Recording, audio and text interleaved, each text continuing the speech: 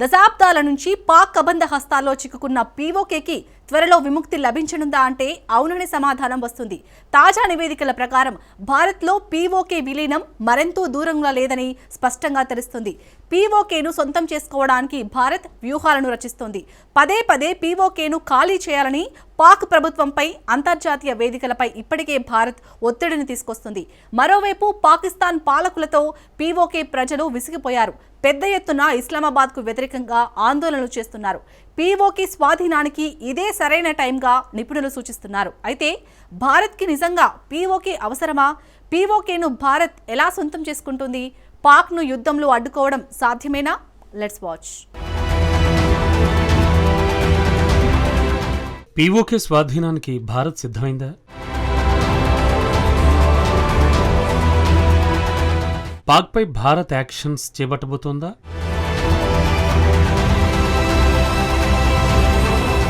PoK స్వాధీనానికి ఇది సరైన సమయమేనా?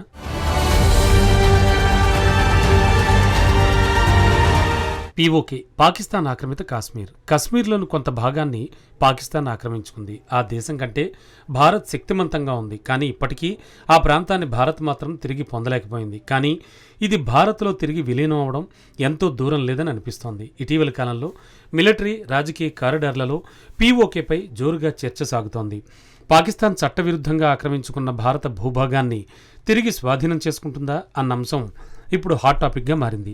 ప్రపంచవ్యాప్తంగా ఉన్న నిపుణులు, రక్షణ రంగ విశ్లేషకులు, ప్రజాప్రతినిధులు చెప్పే సమాధానం ఎస్ అని మాత్రమే. పీఓకే అనేది భారత సార్వభౌమ భూభాగంలో అంతర్భాగం. ఇది ప్రపంచమంతా కాదనలేని సత్యం. అయితే పీఓకేను తిరిగి పొంది భారత్ గణతంత్రాన్ని పునర్నిర్మించేటువంటి వ్యూహాత్మక ప్రాధాన్యంపై ఢిల్లీ కన్నేసింది. పీఓకేను తిరిగి పొందితే సరిహద్దు సమస్య పరిష్కరించడమే కాదు, దీంతో సెంట్రల్ ఏషియాకు భూమార్గాలు సులభతరం అవుతాయి. సెంట్రల్ ఏషియా ప్రాంతం భారీ సుసంపన్నమైన ఖనిజ వనరులతో తులతూగుతోంది. అంతేకాదు మార్కెట్ పరంగా కూడా ఆ ప్రాంతం కీలకంగా మారుతోంది. అక్కడికి చేరుకోవాలి అంటే పీఓకే భారత్కు అవసరం. పీఓకేలో అత్యంత కీలకమైంది గిల్లిత్ జాల్దిస్తాన్. ఈ ప్రాంతం ఆఫ్ఘనిస్తాన్లోని వకాన్ కారిడార్ను కలుపుతుంది. ఈ ప్రాంతమే తజికిస్తాన్కు వెళ్లేందుకు మార్గం సులభతరం చేస్తోంది. దీని ద్వారా లడాఖ్ నుంచి కాబూల్కు రోడ్, రైల్వే మార్గాలను భారత్ నిర్మించవచ్చు.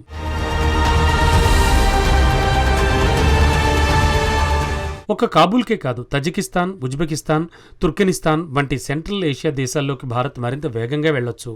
సెంట్రల్ ఆసియా దేశాలతో ప్రస్తుతం ఏటా $200 కోట్ల వాణిజ్యాన్ని మాత్రమే నిర్వహిస్తోంది. ప్రధానంగా ఔషధాలు, ఇంజనీరింగ్ వస్తువులను మాత్రమే ప్రస్తుతం భారత్ ఎగుమతి చేస్తోంది. బదులుగా భారత్ గ్యాస్, ఆయిల్, ఫర్టిలైజర్లను ఆయా దేశాల నుంచి దిగుమతి చేసుకుంటోంది. కానీ భారత్తో భారీ వాణిజ్యానికి సెంట్రల్ ఏషియా దేశాలు సుముఖంగానే ఉన్నాయి. కానీ ఇక్కడ సమస్య ఏంటంటే సెంట్రల్ ఏషియాకు భారత్కు మధ్య కనెక్టివిటీ లేదు. ఆయా దేశాలకు భారత్ ఎగుమతులు చేరుకోవడానికి 45 నుంచి 60 రోజులు పడుతోంది. అది కూడా సుదీర్ఘ సముద్ర మార్గాల్లో ఇరాన్ లేదా రష్యా నుంచి సెంట్రల్ ఏషియా దేశాల్లోకి భారత్ అడుగు పెట్టాల్సి వస్తోంది. సో పీఓకే మీదుగా అయితే సెంట్రల్ ఏషియా కేవలం 10-15 రోజుల్లో ఎగుమతులను భారత్ సులువుగా పంపించవచ్చు. అంతేకాదు రవాణా ఛార్జీల్లో సుమారు 30% పైగా భారత్ కలిసి వస్తాయి. రవాణా ఛార్జీలు తగ్గితే ఆటోమేటిక్గా ఎగుమతి చేస్తున్న వస్తువులు తక్కువ ధరకే లభిస్తాయి. దీంతో ఆయా దేశాలు మరిన్ని భారత వస్తువులను దిగుమతి చేసుకునేందుకు కూడా అవకాశం లభించినట్లవుతుంది. అంతేకాదు వాణిజ్యాన్ని వేగవంతం చేయడంతో సెంట్రల్ ఏషియాలో భారత్ ప్రభావాన్ని కూడా అంతే ఫాస్ట్గా పెంచొచ్చు.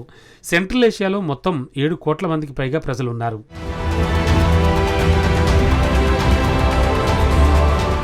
సరసమైన ధరలకే ఔషధాలు, ఆహారం, వస్త్రాలు వంటివి ఎగుమతుల్లో భారత్ కీలకమైన ఎక్స్పోర్టర్గా మారే అవకాశం ఉంటుంది. భారత్కు చెందిన ప్రభుత్వ రంగ సంస్థలు ఓఎన్జీసీ విదేశ్, గెయిల్, ఐర్కాన్ ఇప్పటికే సెంట్రల్ ఏషియాలోని ఎనర్జీ ప్రాజెక్టుల మౌలిక సదుపాయాల ప్రాజెక్టులపై ఆసక్తి చూపిస్తున్నాయి. సెంట్రల్ ఏషియా వెళ్లేందుకు మంచి రోడ్లు, భారీ రైల్వే లైన్లు ఏర్పాటైతే భారత వాణిజ్యం విలువ ఏటా $1000 నుంచి $1500 కోట్ల చేరుకునే అవకాశం ఉంటుంది. కానీ ఈ మార్గాలు ఏర్పాటు చేయడం అనుకున్నంత సులువేం కాదు. పాకిస్తాన్ ఆక్రమిత కాశ్మీర్లో వాయు ఆధిపత్యాన్ని సాధించడంపై దృష్టి సారించి జాగ్రత్తగా దశలవారీగా సైన్యాన్ని విస్తరించాల్సి ఉంటుంది. అంటే పీఓకేలో పాక్ ఏర్పాటు చేసిన ఎయిర్ డిఫెన్స్ నెట్వర్క్ను తటస్థీకరించాల్సి ఉంటుంది. పీఓకేలో చుట్టుపక్కల మోహరించినటువంటి లాంగ్ రేంజ్ నిఘా radars, fire control nodes, mobile, medium రేంజ్లో మిసైల్ బ్యాటరీలను ముందుగా తటస్థీకరించగలగాలి. ఆ తర్వాత ముజఫరాబాద్, మీర్పూర్లోని స్థానిక కమాండ్ కంట్రోల్ సెంటర్లను దెబ్బకొడితే పాకిస్తాన్ ఎయిర్ ఫోర్స్ సమన్వయం అవ్వకుండా చేయొచ్చు. అలా చేస్తే కుర్దు, గిల్గిత్ ఎయిర్ ఫీల్డ్స్ పనిచేయకుండా అవుతాయి. ఈ రెండే పాకిస్తాన్కి అత్యంత కీలకం. ఇవి వెంటనే రియాక్ట్ అయితే భారత్పై తక్కువ కాలంలోనే ఎదురుదాడి చేసే ప్రమాదం ఉంది. అందుకే ముందు వాటిపై భారత్ దృష్టి సారించాల్సి ఉంటుంది.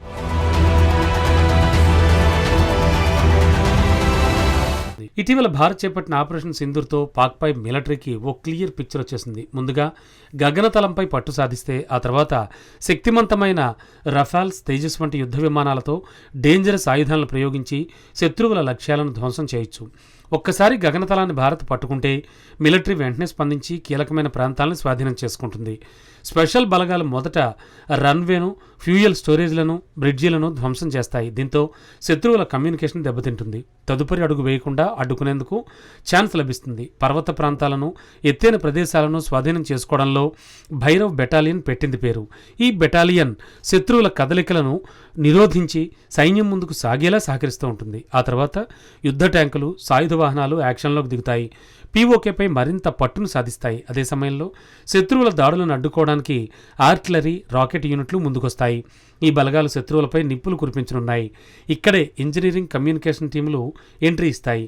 అప్పటి వరకు భారత బలగాలు స్వాధీనం చేసుకున్న ప్రాంతాల్లో ధ్వంసమైన వాటిని రిపేర్ చేయడమే ఈ విభాగాల పని. పీఓకే స్వాధీనానికి రియల్ టైమ్ ఇంటెలిజెన్స్ కమాండ్ నెట్వర్క్ల సమన్వయం అవసరం. దీంతో అన్ని యూనిట్లు వేగంగా పనిచేస్తాయి.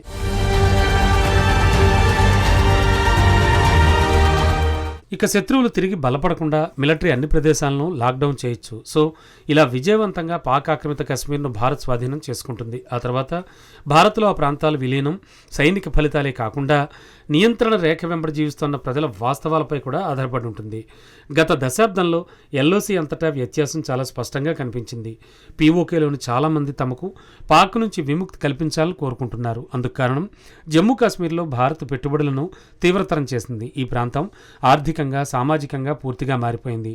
2025-26 బడ్జెట్లో జమ్మూ కాశ్మీర్ అభివృద్ధికి భారత్ ఏకంగా 1,12,000 కోట్ల రూపాయలు కేటాయించింది. ఈ నిధుల్ని ప్రధానంగా మౌలిక సదుపాయాల కల్పన, విద్య, వైద్యం, సంరక్షణ, గ్రామీణ ప్రాంతాల అభివృద్ధికి కేటాయించనున్నారు. ప్రధానంగా దీర్ఘకాలిక వృద్ధి, స్థిరత్వంపై భారత్ దృష్టి సారించింది. దీంతో ఇప్పటికే జమ్మూ కాశ్మీర్ జీడీపీ 2,88,000 కోట్ల రూపాయలకు చేరుకుంది. తలసరి ఆదాయం సుమారు $2,500 పెరిగింది. భారత్ పెట్టుబడులతో స్థానిక ఆర్థిక వ్యవస్థలను పునరుద్ధరించడమే కాకుండా వైద్యం, రవాణా, చేతి వృత్తుల రంగాల్లో వేలాది మంది ప్రజలకు ఉద్యోగాలు లభించేలా చేసింది. ఇది చూసి పీఓకే ప్రజలు తమ బతుకులను పోల్చుకుంటున్నారు. పీఓకేలో ప్రజల తలసరి ఆదాయం $1,000 కంటే తక్కువగా ఉంది.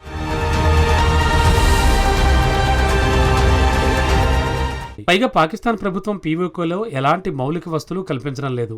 పెట్టుబడులు అస్సలు లేవు. విద్యుత్, ఆరోగ్య సంరక్షణ కోసం పీఓకే ప్రజలు నిత్యం ఆందోళనలు చేయాల్సి వస్తోంది. జమ్మూ కాశ్మీర్తో పోలిస్తే పీఓకే వార్షిక తలసరి ఆదాయం 16 రెట్లు తక్కువ. ఇది అక్కడి ప్రజల్లో తీవ్ర నిరాశకు, నిస్పృహకు గురిచేస్తోంది. ఇటీవలి కాలంలో ముజఫరాబాద్, మీర్పూర్, గిల్గిత్, బాల్టిస్తాన్ ప్రాంతాల్లో పెద్ద ఎత్తున ఆందోళనలకు దిగారు. పాకిస్తాన్ భద్రతా దళాలు నిరసనకారులపై కాల్పులకు దిగడంతో ఆందోళనలు హింసాత్మకంగా మారాయి. ఈ అసంతృప్తి 2014లో క్రిమియాలో నెలకొన్న పరిస్థితులను ప్రతిబింబిస్తుంది. ఉక్రెయిన్ పాలనలో సంవత్సరాల తరబడి క్రిమియా ప్రజలు ఆర్థిక స్తబ్దత, రాజకీయంగా అణచివేతలు తీవ్రతరమయ్యాయి. దీంతో క్రిమియాను రష్యా ఆక్రమించుకోవడానికి అనువైన పరిస్థితులు ఏర్పడ్డాయి. ఇప్పుడు పీఓకేలను ఆర్థిక స్తబ్దత, రాజకీయ అణచివేతలతో అక్కడ ప్రజల్లో పాకిస్తాన్ భ్రమలు తొలగిపోతున్నాయి. పీఓకేతో సహా జమ్మూ కాశ్మీర్ మొత్తం తమదే అని భారత పార్లమెంట్ ధృవీకరిస్తూ ఇప్పటికే ఓ తీర్మానాన్ని ఆమోదించింది. దీంతో రాజకీయ ఏకీకరణకు పునాది పడింది. ఇక మిలిటరీతో మిగిలిన పని పూర్తి చేయడమే ఆలస్యం.